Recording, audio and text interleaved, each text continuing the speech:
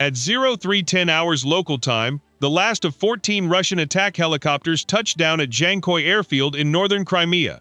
Ka-52 Alligators and Mi-28 Night Hunters pulled from the rear and sent south to reinforce the peninsula after weeks of Ukrainian pressure on its bases and supply lines. Dzhankoi was the natural choice. It sits on the largest rail junction in northern Crimea, the point where fuel, ammunition, and equipment coming across the land corridor split towards Simferopol, Feodosia, and the front. A helicopter squadron based here could reach the entire northern approach to the peninsula in minutes. The Russian base commander watched the rotors wind down and gave the order that every squadron receives after a long transfer flight. Refuel immediately. Rearm by morning. Be ready at dawn. What he did not know was that Ukraine had been waiting for exactly this order for 9 days. Ukrainian intelligence had tracked the squadron since it left its home base. They had watched the fuel train arrive at the Dzhankoi rail siding 2 days earlier. They had counted the Bowsers. And they knew one thing that no air defense system could change. For roughly 40 minutes after landing, a helicopter squadron is not a weapon. It is 14 machines parked in rows, engines cooling, rotor blades tied down, sitting next to trucks full of fuel. At 0312 hours, from dispersed launch sites north of the Crimean isthmus, 18 Ukrainian FP-1 strike drones lifted off at 30-second intervals and turned south. Each one cost less than a family car. Ahead of them stood one of the densest air defense concentrations anywhere in the world, and they had 43 minutes to cross it. The first system to see them was not surprised. A 96 L6E acquisition radar serving the S-400 battery near Dzhankoi picked up the formation while it was still north of the isthmus. On paper, this engagement was already over. The S-400 Triumph is built to control airspace out to 150 miles. Its 48 N6 interceptors fly at Mach 6 and can reach targets at 90,000 feet. The battery had a full load. 18 slow propeller drones against a system designed to kill fighter jets should not be a fight. It should be target practice. But the S-400 was designed to look up. And the FP-1s were about to make it look down. The formation dropped to 200 feet and entered the Sivash, the shallow lagoons and salt flats that separate Crimea from the mainland. Locals call it the Rotten Sea. For a radar operator, it is a nightmare painted across a screen. Miles of still water, salt crust, mud banks, and reed beds, all of it bouncing radar energy back at low grazing angles. Against that background, a drone with a radar cross-section smaller than a seagull does not appear as a target. It appears as a flicker. One flicker among hundreds. The Russian crew did what trained crews do. They fired at what they could see. 2 48 N6 missiles left their tubes, riding columns of white flame into the dark, each one worth more than the entire drone formation combined. The first found a clean solution. One FP-1 that had drifted 80 feet too high, separating its return from the clutter for just 3 seconds. 3 seconds was enough. The proximity warhead tore it out of the sky in a flash that lit the lagoon surface below. The second missile chased a return that dropped back into the salt flat clutter at the last moment. Its seeker lost separation, reacquired, lost it again, and detonated against a mud bank, throwing a column of steam and salt into the night. 16 drones kept coming. The battery commander now faced the arithmetic that every long-range system dreads. He could keep trading $2 million missiles for flickers in the marsh. Or he could hand the problem to the short-range layer and save his interceptors for the threat this system was actually built for. He chose to hand it off. It was the correct decision by doctrine. It was also exactly what the Ukrainian planners had written into the timeline 9 days earlier. At 0329 hours local time, the formation crossed the southern edge of the Sivash and picked up its guide for the final approach. Not GPS, not a data link, a railway line. The track running south toward the Dzhankoi junction, 2 steel rails that no jammer can erase and no decoy can imitate. The drones settled over it at 180 feet and 110 miles per hour, and that was where the Russians were waiting. A Tor M2 battery had been positioned along the rail corridor for precisely this reason. Its vehicles tucked between farm buildings and a tree line, radars silent. The Tor is a different kind of predator than the S-400. It does not try to control the sky. It sits inside the clutter and waits, a vertical launch system built specifically to kill small, low, fast things at short range. Its reaction time from detection to launch is measured in seconds. and because the Ukrainian drones were following the railway, the TOR crew did not need to search the whole sky, they only needed to watch one corridor. The radar came alive when the lead group was 4 miles out. For the first drone, the warning and the missile arrived almost together. A 9M338 interceptor punched vertically out of its container, tipped over, and covered the distance in seconds. The lead FP-1 disappeared in a burst of fragments over the track. The second missile followed 8 seconds later and took the next drone in line before its operator's screen had finished flickering. 15 became 14, 14 became 13.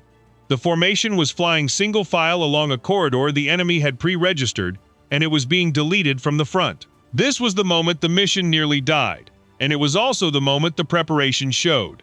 The Ukrainian planners had assumed a short-range ambush somewhere along the rail line. They could not know where, but they did not need to know where. The contingency was already loaded into every airframe. On the operator's command, the formation executed a pre-planned break. Even-numbered drones pulled hard east of the track, odd-numbered west, opening the single-file line into a spread more than a mile wide, each aircraft dropping to 100 feet over the fields.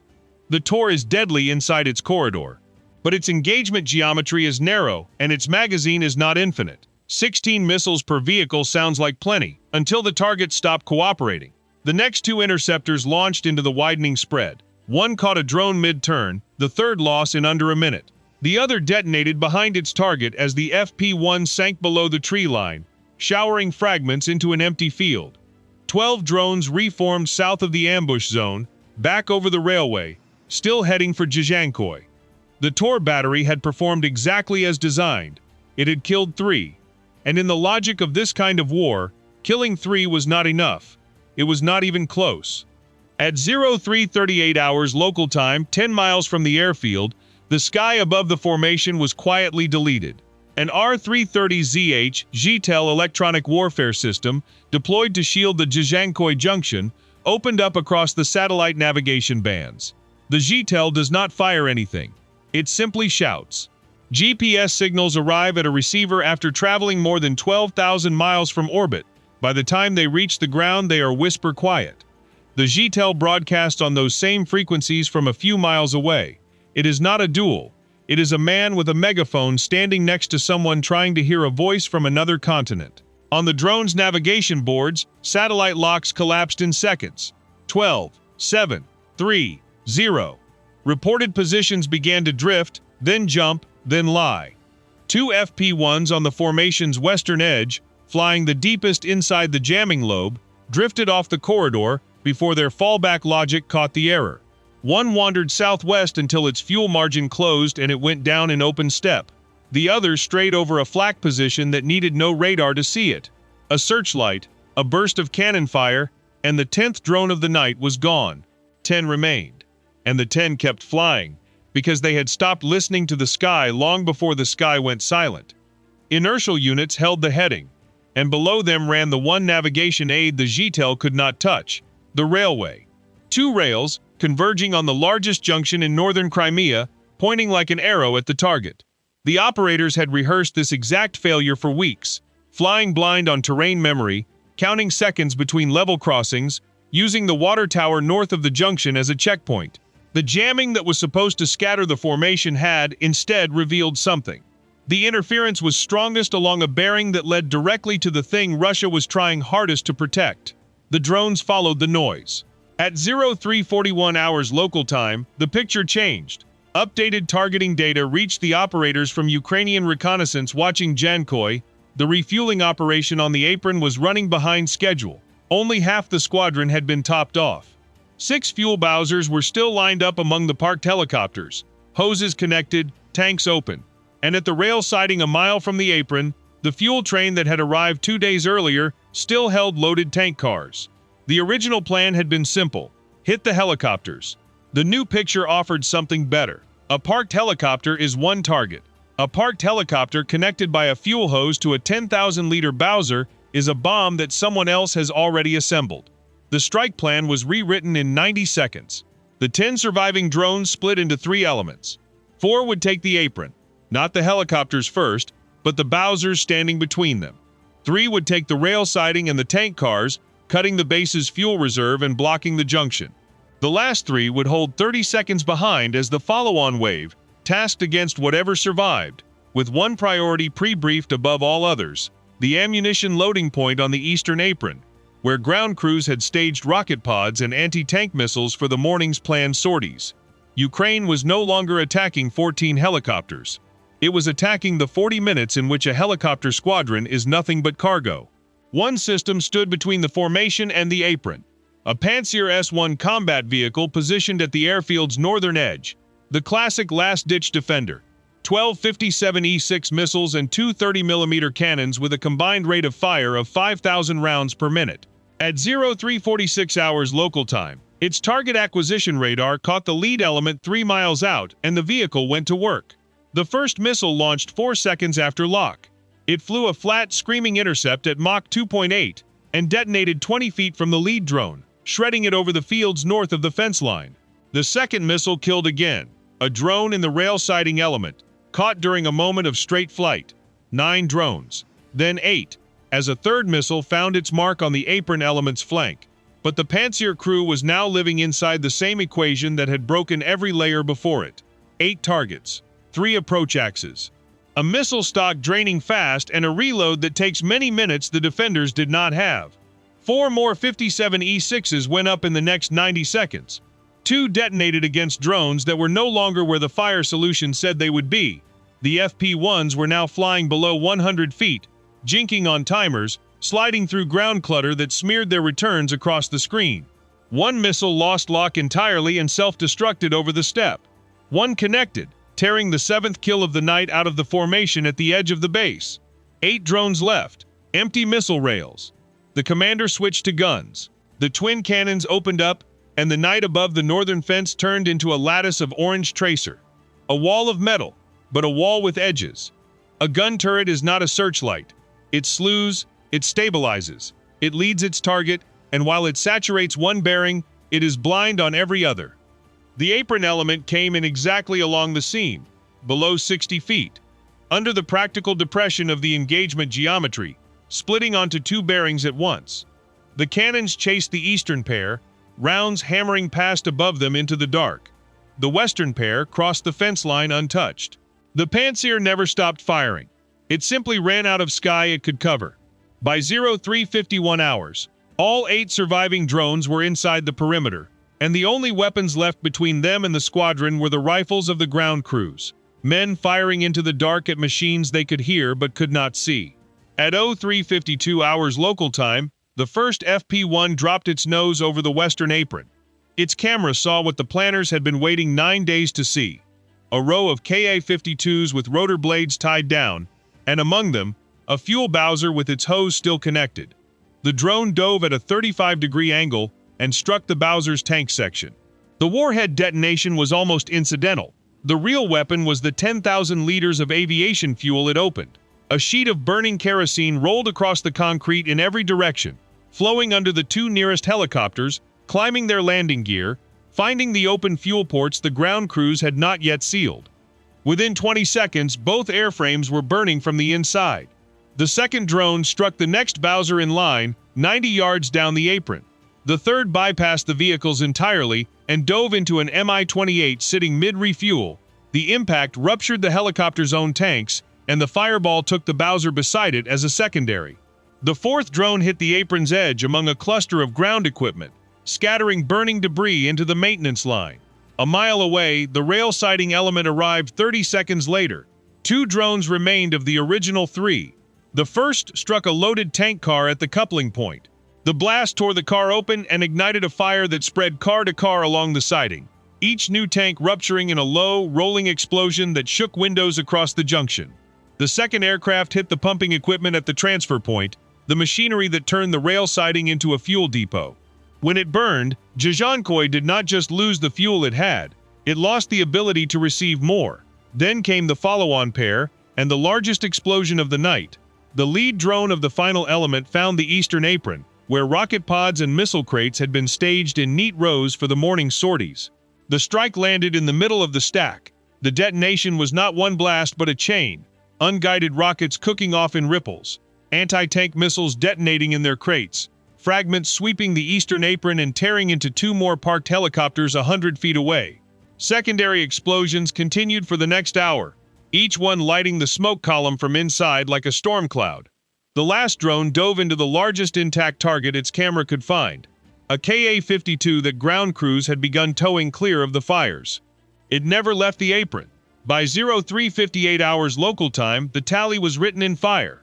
18 drones launched, 10 shot down or lost across 4 defensive layers: the S-400, the Tor ambush, the Zhitel's jamming, and the Pantsir's last stand. 8 reached their targets. On the ground, multiple attack helicopters destroyed or burning, the squadron's fuel supply gone at both the apron and the rail siding, its ammunition stock detonating in the open, and the junction that fed northern Crimea wrapped in smoke. Russia's air defenses had killed 10 drones that cost less, combined, than a single one of the missiles fired at them. And they had still lost the base. The deepest damage of this strike was not measured in burned airframes. It was measured in a question that now sat on the desk of every Russian planner. What is the point of reinforcing Crimea if the reinforcements are destroyed by the act of arriving? First, Russia lost the squadron's purpose.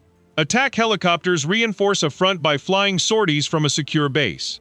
A squadron that loses its fuel, its ammunition stock, and a share of its airframes within hours of landing does not reinforce anything. It becomes a rescue operation. Engineers, fire crews, replacement fuel, and air defense all diverted to save what was sent to save Crimea. Second, the strike attacked the timetable, not just the machines.